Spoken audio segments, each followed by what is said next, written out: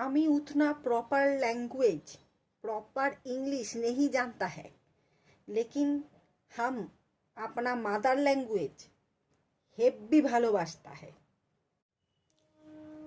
बांग्ला में माने बांग्लाते काकू जेठू पिसा मेशो सब कुछ के इंग्लिश में अंकल बोलते हैं, लेकिन हम इंग्लिश में अंकल भी बोलते हैं और बांग्ला में काकू जेठू मेशो ये सब अलग करके भी रखते हैं, एक साथ गुला के नहीं देते।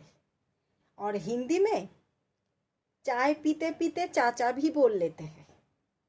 सबाई निजेर निजेर लैंग्वेज को बहुत प्यार करता है, लेकिन जब कोई झमेला हो जाता है ना, जिसको कहते हैं गंडगोल, वो अगर हो जाता है तो एक आदमी दूसरे आदमी को उसका लैंग्वेज लेके जो इच्छा वही बोलते रहते हैं, है ना।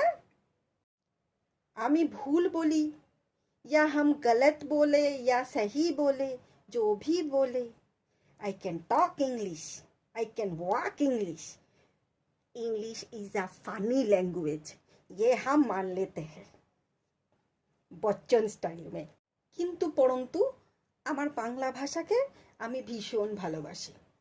आगे ताके निजेर मनेर मध्य धरे राखी, तारपरे अन्यान्य भाषादेरो यथेष्ट कदर करी। एरकमई थाकते भालोबासी।